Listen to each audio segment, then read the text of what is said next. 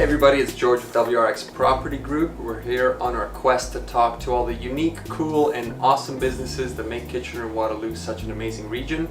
And today we're going to be talking with Ron from Contrabean, and they're a home-based micro roaster. How are you doing today, Ron? Well, how are you? I'm doing well. Thanks for asking. Nice to meet you. Yeah, you as well. You want to tell us a little bit about Contrabean and what makes it unique and how it got started? Sure. So Contrabean's a home-based business. It's a coffee roasting business.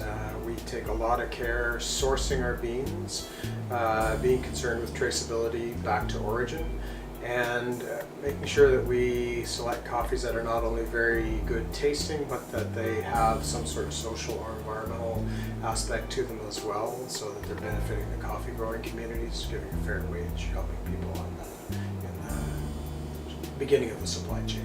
Okay, excellent. And how long have you been doing this? I've been roasting coffee for about 15 years. Contrabean as a business has been around for 3 years now. Okay, excellent. So did you choose this location based on wanting to have a home business out of it, or did it just happen to work out for you? No, the location was purely driven by lifestyle choices, wanting to be in the Old Westmount neighbourhood. Having this studio space was a priority. My wife being a potter, we needed a place that she could set up her practice, and then we built it large enough that I can put a small coffee roaster in. Okay, excellent. And how did Contrabean start out as a business?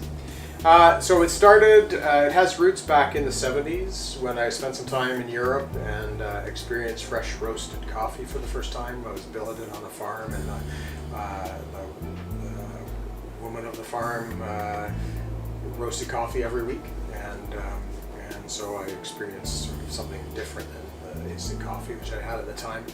And it wasn't until about 40 years later when 30 years later, a friend brought me some fresh roasted coffee that he'd done on a hot air popcorn popper that I'd really experienced good coffee again. So then I started a quest to figure out how I could roast good coffee at home, and then slowly scaled it up to a small commercial practice. Okay, excellent. So do you deal with businesses in your sales, or is it people directly coming to buy?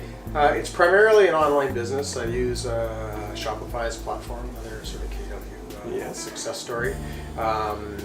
Majority of my clients are subscribers, like the old Columbia Record Club. They'll get fresh coffee every 2 weeks or every 4 weeks. I ship from coast to coast, and some customers down in the States. Local folks can contact me, reach out through the website, and they can drop by and buy coffee gear or fresh roasted coffee. I do supply a couple small cafes in town and in southern Ontario. Oh, fantastic. Seems like you're doing really well then. For a small business, yeah. Yeah, excellent. So, a home-based coffee roasting business sounds like a really unique idea. Tell me a little bit about the business format. How does it work, and how come you decided to do it this way rather than having a commercial location, let's say? Sure. So being home-based, I have a little lower overhead. The biggest investment, aside from the coffee roaster, which we have a small commercial roaster in front of us here, is the green coffee itself. By not having the overhead of a retail bricks and mortar location, I can spend more money on the green coffee, which means that I'm buying typically a higher quality coffee, and ensuring that the farmers that I'm getting my coffee from are getting a fair price for their coffee. I buy either direct from the farmers, or I work with one importer, so there are as few middlemen as possible. So essentially, I have to be conscious of the price point for specialty coffee that my competitors and especially roasters in town in southern Ontario are selling for. So having that final price point in mind, I can typically buy something that's maybe a little bit more expensive and a little higher quality than they'd be able to, because they've got the added overhead. Okay, excellent. And what would you say are some of the disadvantages of doing this from home? Scale. This is about as big a home roaster as I could accommodate. It does 2 kilograms at a time. It only takes about 12 minutes to roast, but I can do about probably 5 to 6 kilos an hour. If I was to go to a commercial roaster in a bricks and mortar location, I could get a 10 kilogram machine or 15 kilogram machine, which just means that I'd be able to have greater capacity and spend less time roasting. Awesome. How much coffee do you make or do you roast on a weekly basis? It varies from as low as 50 pounds to 150 pounds of coffee a week. Okay. Wow. This is the busy season. People are getting coffee for gifts and things like that. So Yeah. between now and the end of the month, I think I'll be probably roasting on the order of 600 or 700 pounds of coffee in December. Wow. Yeah. That's quite a bit. Yeah, keep me busy at 5 pounds a batch. So Yeah, excellent. Do you want to maybe tell us a little bit about some of the products that you feature and some things that you really enjoy, maybe one of your favorites? sure. We try and establish relationships with the farmers. When we can, we like to be able to go and visit the farmers as well. And there's a farm in Guatemala called Finca Esperanza, and they're distributing under the brand Two Birds Coffee. It's a small family farm. We visited them in Guatemala once, but we see them once or twice a year, sort of socially in different locations. They've been farming coffee on that region for probably 150 years, but only in the last 12 years have they been organic.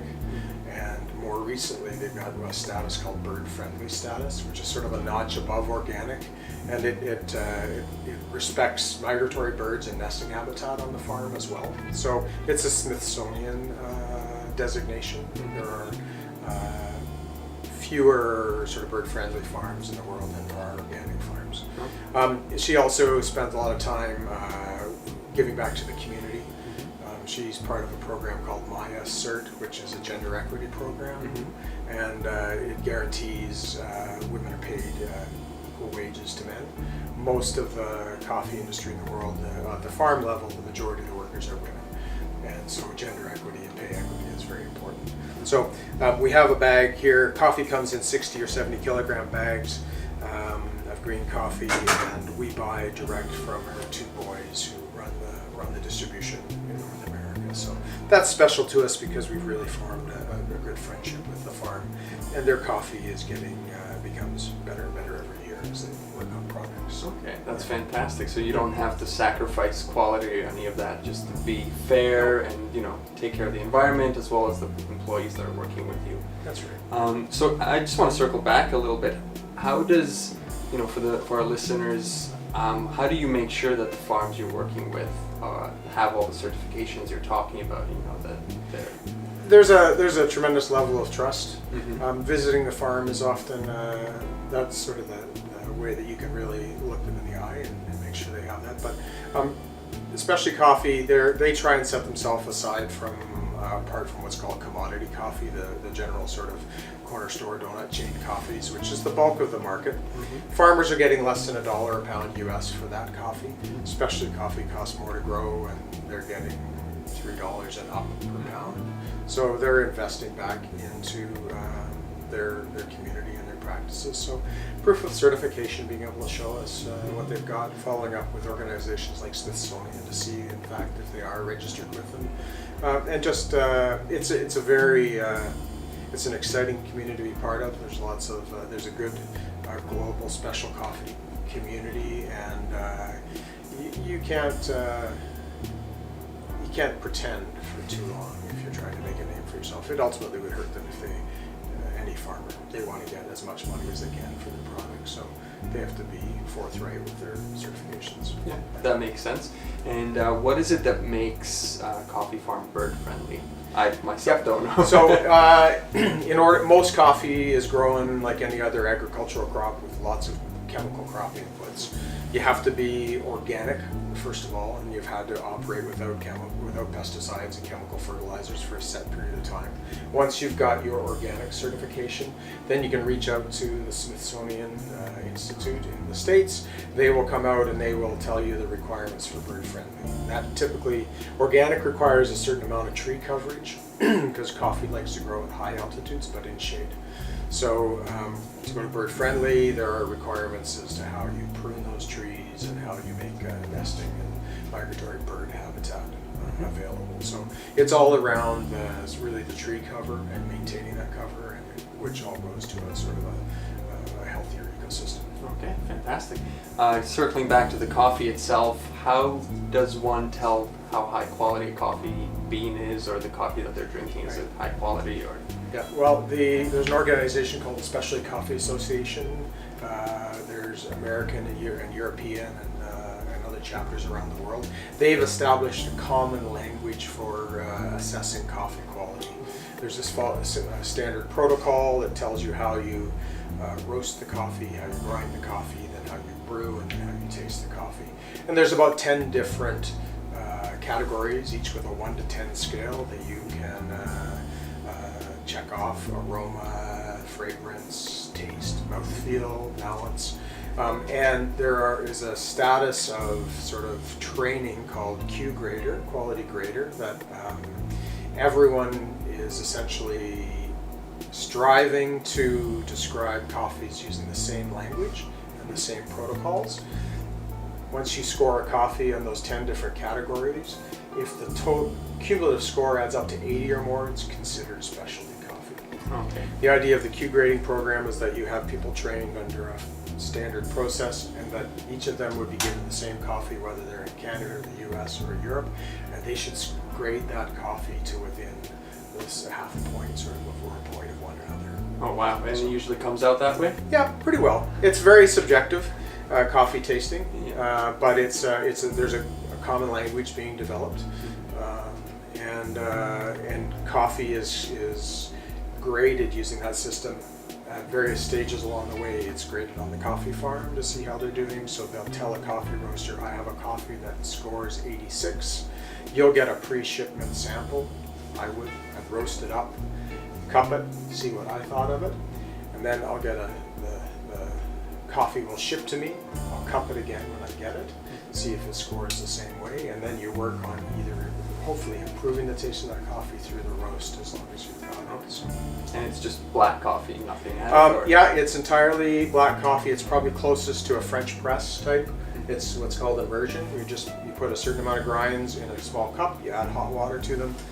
Over the course of 20 minutes, you taste, and the coffee flavor changes over that time as coffee cools. Coffee tends to get sweeter as it cools, and then in the end, you've got a score that you put on that coffee, and that, in the grand scheme of things, the higher the score, the more money a coffee farmer will get for their coffee, and it usually means greater care on the coffee farm is required in order to get a higher scoring coffee. Yeah, that makes a lot of sense. Yeah. So being a coffee professional yourself, do you drink your coffee black or do you add?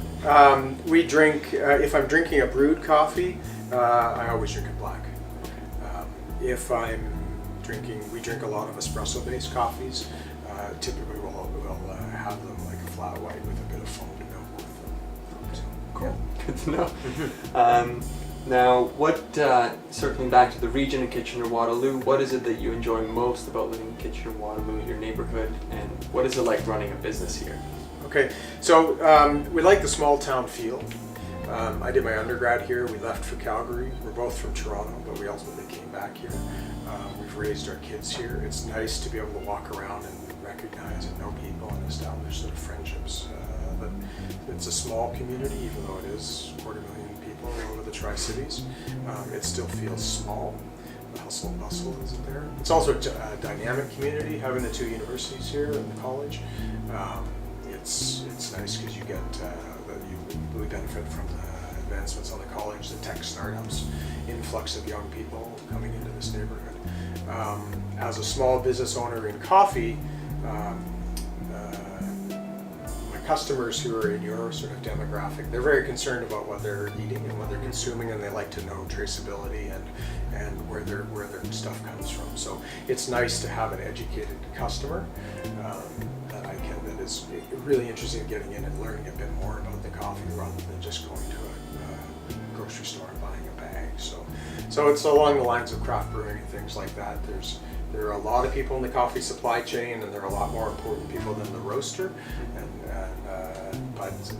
people are interested in that story. Yeah, it's important, and I'm happy to see that our demographics here support that, and there's people such as yourself that take care of their business rather than just worrying about the bottom line at the end of the day. Yeah, and you see a flurry. There's coffee has become and coffee drinking outside the home is a growing sort of part of the retail market. You see a lot of cafes popping up. We're seeing a change. It used to be that everyone was very closed and protective of their product, and they didn't want to have collaboration. They saw it as more of a threat to customer base. Now we're seeing a sort of the shift, what we see in the States, where it's a very collaborative community. It's moving up to Canada slowly. So coffee roasters and cafe owners are talking more with the ultimate goal of building client base. So we have a coffee roasters forum in town where we've got what would be considered my competitors in one sense. But we get together and we share our knowledge of coffee roasting, and we help young roasters improve their roasting practices, and then we also network into other aspects of the coffee industry. So you can do that in a small town, sort of this community. Yeah, that's fantastic. I love that. We have a few fun questions for you, but before we get into that, you maybe want to tell me a little bit about this machine and how it works? So this is called a drum roaster. It's essentially like a gas barbecue. It's got burners underneath. It runs off of natural gas or propane. Inside, and it's hard to see, but there's a large spinning drum in there.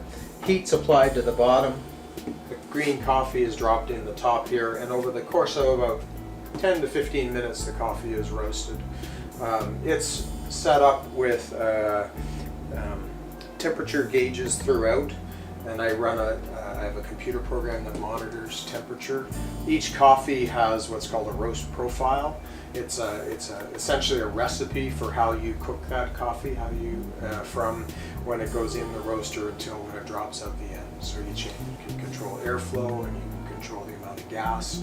You're ultimately trying to make sure that you roast the coffee to bring out that coffee's unique flavors, and you can really fine-tune a coffee, add balance, add flavor, depending on how the roast profile works. So, and then this is a cooling tray. Coffee reaches a temperature of about 420 degrees Fahrenheit in the roast. When it drops out, you have to cool it very quickly. So it comes into this tray, which has a fan and a stir, and cold air is sucked down, and the beans will cool in about 3 or 4 minutes. And then that essentially stops the roasting process. And then you can repeat that with about 10 minutes or so between batches. Awesome. Thanks so much for explaining that. I've had many coffees myself, but never knew. Well, that was a sort of a quick condensed notes. Yeah. But, you can go into big coffee shops or big coffee roasteries, and you'll see something that is very much the same size. It's just a matter of scale. They all operate on the same principles: applying heat and sucking the air and smoke out. Yeah, fantastic. So we got a couple of fun questions for you. Okay. So I'm going to show you some homes that have sold in Kitchener-Waterloo recently, and give you a few details on them, and then you're going to have a multiple choice questionnaire as to how much they sold for. So how familiar are you with the local market? Pretty familiar. I've got some young kids that have recently entered it, so. Okay, excellent. Alright, so I'll give you the iPad here, and if you scroll down you can see the pictures of the property. And I'm just going to open up on my own end here.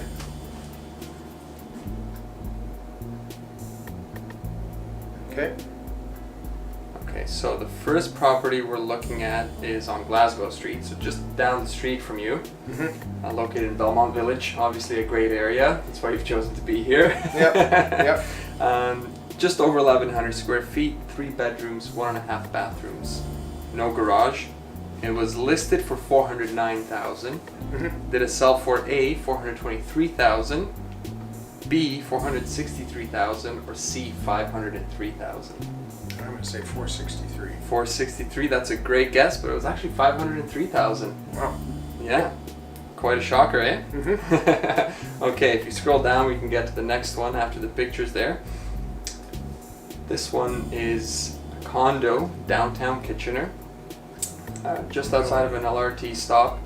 It's just over 600 square feet, 1 bedroom, 1 bathroom, centrally located right beside City Hall there. It was listed at $339,000.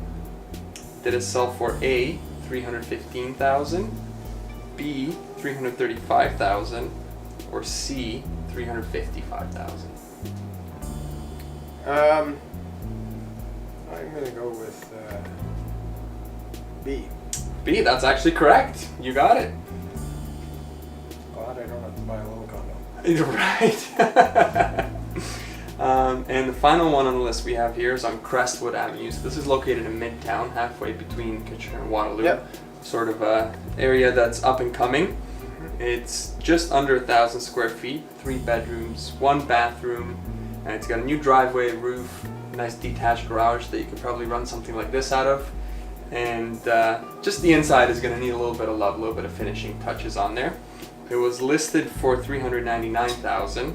Did it sell for A, $421,000, B, $451,000, or C, $481,000?